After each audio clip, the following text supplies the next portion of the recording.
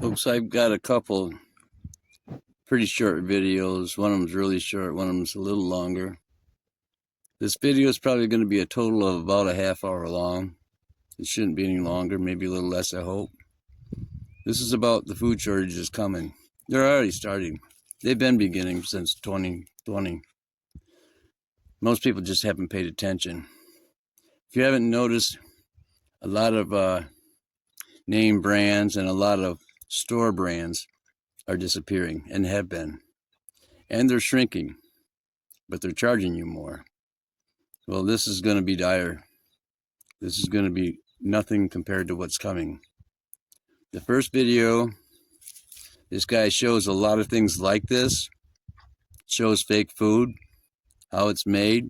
I've even seen where they've made fake eggs. Yeah, that's right.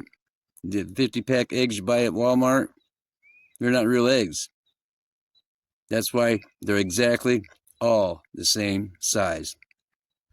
If you pay attention and you've been buying eggs for decades, you know that's not how it works. A dozen of large eggs might have 2 or 4 large eggs, the rest are medium or small. That's how it works. Chickens don't lay the same size eggs, but they are, aren't they? Now here's the thing. They're paying farmers, again, I've seen this in 2020, to dump things out on the road, where they were dumping oil in 2020, out on the road. Well, now they don't have to because they got the straits cut off. Folks, you better pay attention to this stuff. After this first video, I'll be back. And for Riverside Homestead, and the other one that I'm going to put on, I'm going to put links below. I'm saying you better pay attention. And those of you that thought this wasn't coming and still think it's not coming, you're going to die. I'm telling you. If you have no food, you're going to die. You're either going to die or you're going to commit crimes to get food. And you're going to kill somebody. Or they're going to kill you. You better pay attention, folks. These are the end times. Believe it or not. What if I told you that farmers are making more money than not planting at all? Well, it's happening, and it's even on the news. Look at this. Even mainstream media is saying that farmers are choosing not to plant. Ripple effect, meanwhile, from the war with Iran is being felt in the farm fields of Minnesota and Wisconsin. Farm diesel prices have gone up 46% since the war started, plus rising fertilizer prices. John Lauritsen met some farmers choosing to sit out the season because of the growing expenses. It's very dry for April 20th. We have great field conditions, dry soils, the frost is out of the ground. For Ryan Mockentune, getting off to a good start is key to getting good yields. So yeah, you got to blame it on all that stuff, but here's the interesting part. Despite the rising costs, despite fertilizer costs, despite fuel costs, and especially profit margins shrinking, why risk planting when you can get paid not to farm? That's right, federal government programs paying these farmers not to plant or to leave their crops in the ground or burn them. And there's so many programs that farmers can take advantage of, so they still got money coming in and they don't plant the crops, which my mind goes to eliminate the farmers. I'm thinking bug protein, I'm thinking lab-made chicken, lab-made meat. We've already seen it on the shelves. They're hitting us from all sides. Tell me down in the comments if you've noticed that the beef prices, even hamburger, is up, I think, 60% from last year. So we can't afford real meat. The farmers will actually get paid. I think it says 2026 standard crop insurance programs covers farmers if they can't plant due to issues like weather and some add-ons, and they pay up to 80% subsidies. I mean, come on, you guys factor in fertilizer, you factor in diesel prices, all of that. These guys are already going to be down into barely breaking it even. So why wouldn't they take a for sure payday and sit on the couch or have a year vacation? They're making it very easy for farmers to be like, all right, let's not risk it. Let's get our bills paid, right? Now we all know that a lot of these farmers are honorable. They want to do the right thing. But at the end of the day, The most right thing is to pay their bills and keep a roof over their families' heads, right? I'm even reading there's conservation programs that they'll pay you to just not do anything with your land. There's a lot of different options that probably look very attractive this day and age. Large corporations getting bigger, switching to synthetic ingredients, fruit that we don't even know if it's real fruit and vegetables, chicken that's made from laboratory vats, and then to top it off, I'm seeing videos like this. Ladies and gentlemen, you may be hearing rumors of farmers destroying their crops because the government's paying them more money than the crop is worth. And that's what's going on here. The government sent me a notice and said, for every good acre of crop you destroy, we'll send you a check for $3,800. And I could never sell this crop for $3,800 an acre, so I'm gonna take their money. I don't know what their goal is, if they're trying to create a national food shortage or they just want people to starve, but I'm out here destroying a perfectly good crop because I've got to feed my family. Now, I think that video was just made to get people's attention because I could not validate that, but I could validate this one. The next thing I'm going to tell you is unreal, because now we've been offered £2,500 to join a scheme for 3 years. We don't supply you any food. Now listen to that. We're going to go hungry. I am going to plough a field. I'm going to put spring barley in. I am going to get £440 off the government per acre, okay? But when it comes to crop size, leave it rot in the ground. So I don't get no straw for the cattle. You don't get nothing for your bread, for everything we make, okay? But I can also plant bee mix, which is for birds and bees. I can plant wild bird seed, which is for wild birds. I can also be paid to buy a ton of wild bird seed like anybody puts in their garden for the birds and drill it out on the ground once a week. I can get paid for that. Now my accountant says do it, because in doing that I've not got to buy fertilizer, which since the Ukraine war. Now, one, if we can get some free bird seed, I'm gonna check into that. But seriously, you guys can deep dive this yourselves, but is this nudging towards synthetic factory food? A lot of you guys have seen the videos of the watermelon that doesn't really look and act like watermelon. You've seen the videos on avocados. Like, these things are being made in a huge factory. I've shown you guys about the chicken that's made in vats in factories. This is where it's going. You've seen the meat videos. I've got 2 videos right here. One that talks about the fake chicken, one that talks about the fake meat. I'll put it in the top comment and the top of the description. Watch those after this. And also, before I get to this other good stuff, share this out. This is about the only thing that I know how to do is spread awareness. I need to get this out to as many people as possible, because otherwise less awareness means less farmers. And trust me, I love our farmers. And unless you guys want a monopoly on fake stuff, you should too. This is what the farmers are saying. I've never been as worried as I am now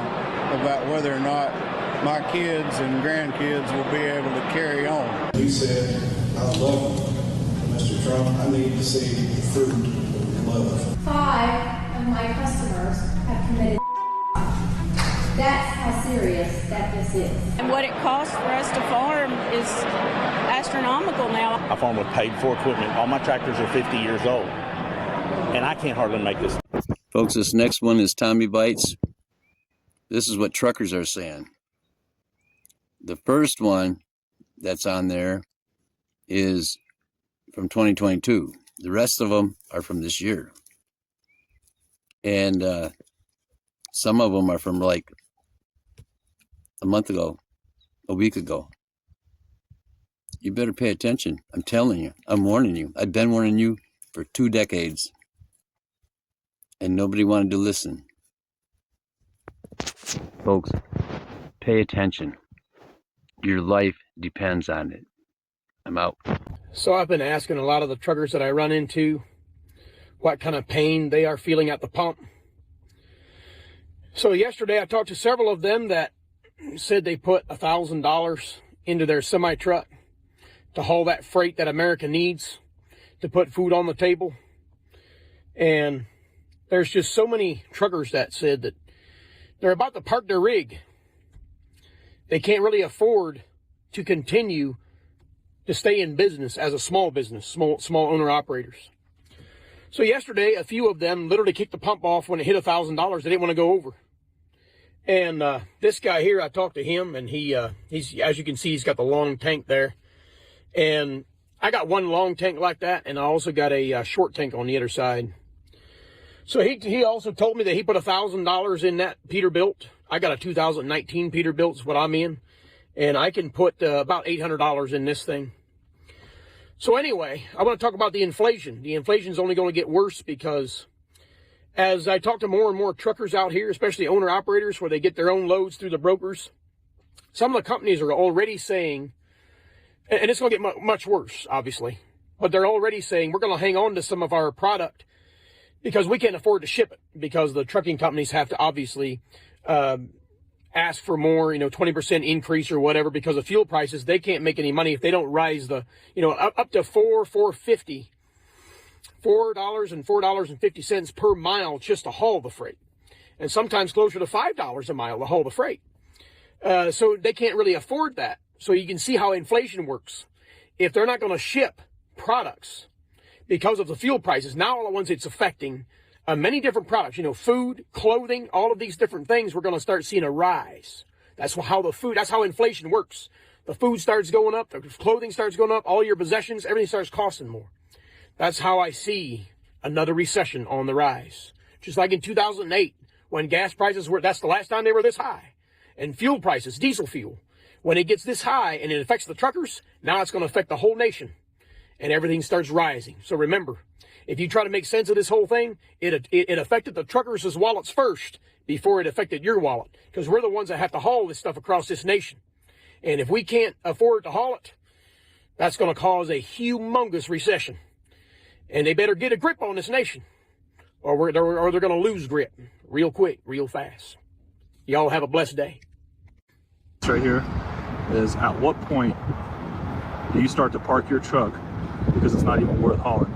Like this dude right here, and that truck probably gets like 6 miles to the gallon. So if he gets 6 miles to the gallon and the fuel is $7.24, how much does he have to charge to travel 1,000 miles, You can't take that load for $2,500 anymore. You can't make the money between the truck payment, the insurance, just everything in general. Like how many trucks do you see filling up over here? And for a fact, that dude's probably taking a royal crap, and that dude's only filling up just enough fuel to get out of California. This is insane. I don't know how anybody's supposed to survive. No food. The trooper walked back to his patrol car and made a phone call. Within 20 minutes, there were 14 more patrol cars. Within an hour, the line of trucks refusing to enter California stretched 12 miles into the Arizona desert. By noon, the blockade had spread to Interstate 80 at the Nevada border, Interstate 5 at the Oregon line, and Highway 95 coming up from Mexico. If you are standing at any of these checkpoints right now, you don't hear the rumble of diesel engines. You hear silence. Chrome bumpers glinting in the sun. Drivers sitting on their hoods with their arms crossed. And in Sacramento, the governor's office is in full panic mode. I'm Dana Sterling, and this is Maddow News. Before we go any further, I need you to do something for me. Go to your kitchen right now. Open your refrigerator. Count the number of meals you have left in there. Fresh produce, dairy, meat, anything that didn't come from a can. Count it. Because if these trucks don't start moving, that is all you have. California's supermarkets operate on a 3-day supply chain. 3 days. Tell me in the comments right now, how many days of food do you actually have in your house? What state are you watching from? Are you in California? Because if you are, you need to hear this. On January 14th, 2026, California's clean diesel mandate went into full enforcement. This is not a new law. It was passed 3 years ago. But the grace period ended 2 days ago. Here is what that means in practice. Any commercial truck with a diesel engine manufactured before 2021 is now subject to a $5,000 fine per entry into the state of California. Not per year, per entry. If you are an independent trucker hauling lettuce from Yuma, Arizona to Los Angeles, and your truck was built in 2019, you now owe the state of California $5,000 just across the border. On top of your fuel costs, your insurance, your maintenance, and every other expense that comes with running an 18-wheeler across the desert in January. Let me give you the math, because this is where it breaks. The average independent trucker earns about $1.75 per mile after expenses. A typical haul from Phoenix to the port of Los Angeles is 375 miles. That is $656 in revenue. But now, subtract the $5,000 fine, you are not making money. you are losing $4,344 per trip. This is not a political decision. This is not about being anti-environment or pro-pollution. This is about a trucker in Tucson looking at a calculator and realizing that if he crosses that border, he goes bankrupt. So he doesn't cross. And neither do the 1,400 other independent drivers who were scheduled to make deliveries into California this week. A brand new compliant diesel truck costs between $150,000 and $200,000. The average independent trucker earns about $60,000 a year before taxes. That means it would take them 3 full years of not eating, not paying rent, not buying a single gallon of fuel to afford a new truck. And that is assuming the banks are even giving out loans, which they are not, because trucking is considered high risk right now. I wanted to come on to say that we need to really pray for our soldiers, our servicemen and women who are fighting this war right now, this endless war, so it seems, and it's getting worse by the day. The barrels of oil have gone up, but I'll get into that in a second. But I want to say, please, please pray for them. Pray for them and their families who are worried for them that they're going to get sick. And it's not really being covered everywhere, but I'm going to share it with you guys, clips to show you that this is truly happening to them right now. And it's unfortunate. It's terrible what's happening to them because the people who sent them there just were not prepared. These soldiers are hungry. These soldiers are not receiving their daily caloric intake. They're not able to, you know what that does for you. You get foggy in the brain when you don't have the nutrients that you need to get through your day. You don't have the energy that you need to get through your day. You're frustrated, you're tired, your patience is short. You know what it is. You know how it is. And I can only imagine the stress of war and the potential of being hit while you are out there added to all of that. US sailors are going hungry on the Strait of Hormuz as images of tiny food portions emerge. One of the food rations allegedly pictured by a Marine on board the USS Abraham Lincoln shows a dry meat burger, a strip of processed meat, and a small portion of sliced carrots. But the US Navy has denied the report, saying routine menu adjustments are simply how we optimize our endurance to keep our warships in the fight. For U.S. service members aboard the USS Abraham Lincoln, the food situation is getting worse by the day. And for many of them, it is no longer just about bad food, but about not getting enough to eat at all. New images released this morning show just how serious things have become. One tray appears to have nothing more than a single skewer and a small serving of rice. Another looks like some kind of mush with 2 eggs. And that is all. According to a family member who spoke to Newsweek, the shortage has become so severe that one service member has already lost 17 pounds during deployment. U.S. military personnel are reportedly rationing food right now aboard carriers in the Middle East. And this is not just being reported on the Abraham Lincoln. Similar concerns are now being raised on the Tripoli as well. That is what makes this situation so alarming, because with the war still ongoing, packages cannot easily be sent into the region either. That means service members are not even able to rely on care packages from home, supplies are running low, conditions are getting worse, and far more people should be paying attention to it. We voted for leaders to protect and serve, but what are we seeing now?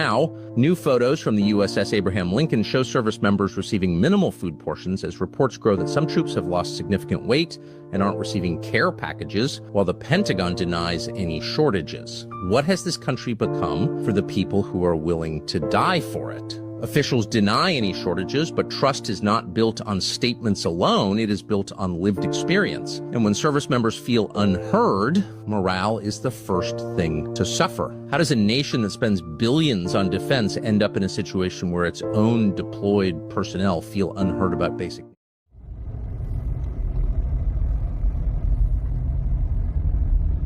So I can't believe that I am at the gas station.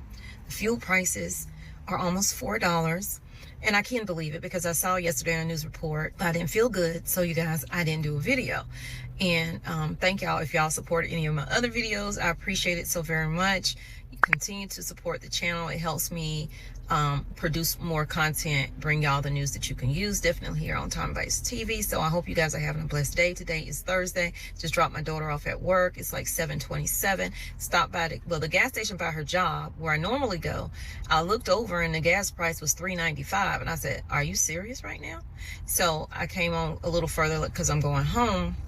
Got to take Gracie out, and then I got to do some things today. So I said, let me just fuel up before I go home. Okay, so I made it back to the gas station and I paid for $40 worth of fuel.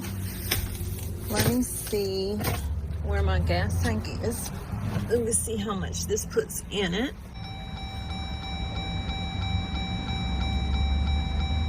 Okay, so that's where I am right now. Now at this gas station is $3.89. Down the street is $3.99.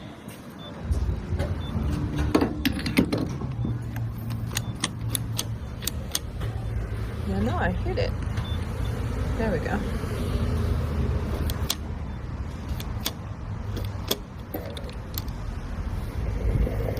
I like to make sure my stuff is coming out, so I'll pull it out, you know, because I don't want to get scammed. Okay, so I'm coming out at a good pace. And we're getting $40 worth, so we'll see if I'm getting the full 40, and if I do, where it puts us. So it looks like I'm definitely going to be using the full $40.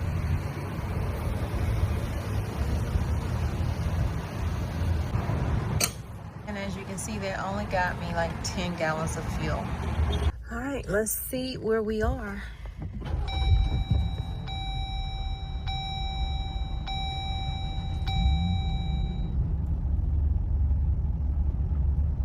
Almost at a full, not even quite at full with $40, right? Nonetheless, I'm here at the gas station. This one is $3.85. No, correction, $3.89 for regular gas.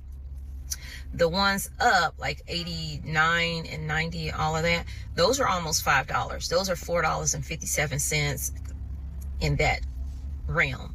Y'all, they are expecting these prices to go even higher because apparently Trump said, I guess yesterday, that he's, you know, willing to keep the Strait of Hormuz closed, blocked for months. So everything spiked up. The cost of a barrel of oil is now possibly going to reach $147. Now, 2 weeks after the war began, Iran made a statement saying that they expect to pay $200 a barrel.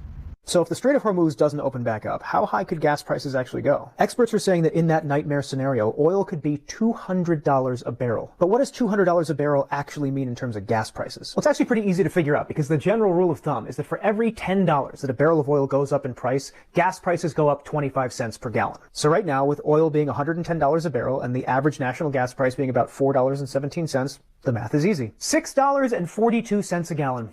That's what gas would cost if oil hit $200 a barrel. And in parts of the country where it's already above the national average, it would be even more than that. And the truth is, at that point, it wouldn't be about gas prices anymore anyway. It would be about a total economic meltdown. It would truly be an economic Armageddon level situation. So if peace talks continue to stall, this could be our reality soon. The Strait of Hormuz remains closed, and gas prices here in the U.S. marking a new high tonight, now at their highest point in 4 years. And of course, it's not just gas, it's diesel used to deliver goods and groceries, and the prices you're now paying. David, gas prices today hit their highest level in 4 years. The average price for a gallon of gas now $4.20. That's up $1.26 since the start of the Iran war. With peace talks stalled and no sign that oil tankers will start moving anytime soon through the Strait of Hormuz, oil prices are still climbing. Americans are reminded every time they fill up their cars, but what they might not know is that the cost of diesel, which is used to transport just about everything, is up 45%. That is even more than gas, and that's driving up costs like shipping packages and groceries. Business owners I've talked with say they are paying twice as much now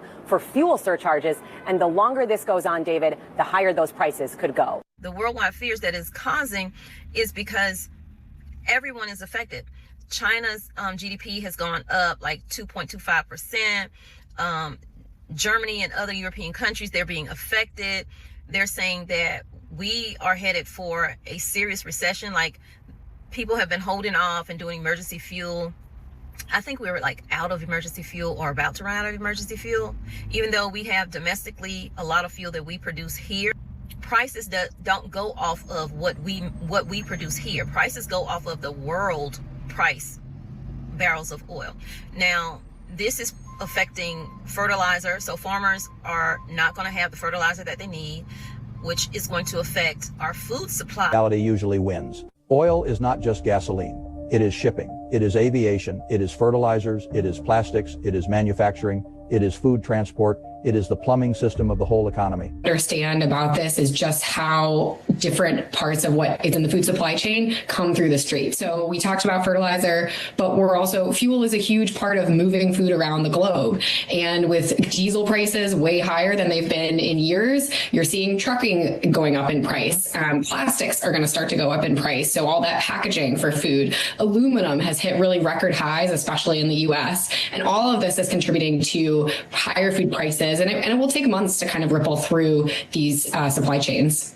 Yeah, and taking apart the different elements of the supply chain, let's look at fertilizer. Farmers, we know, use nitrogen fertilizer, urea. It's used to grow wheat, fruits, corn, among other things. And global urea futures are up 70% from just last year. So which parts of the world are going to bear the biggest brunt of that spike? So about a third of global fertilizer inputs and the final product come through the strait. And the entire world is going to feel that shock because these are global markets. So we will see global prices go up, but there are certain parts of the world that will feel this stronger than others. So especially in South Asia, we've seen some countries having to shutter their own fertilizer production plants because they can't get enough diesel, or not diesel, but fuel from the Middle East. We've seen countries recommend, cutting down on energy use. And we certainly, as the northern hemisphere growing season, comes into the southern hemisphere growing season, we'll see a disparate impact there because then those farmers will start to buy fertilizer, pushing up prices.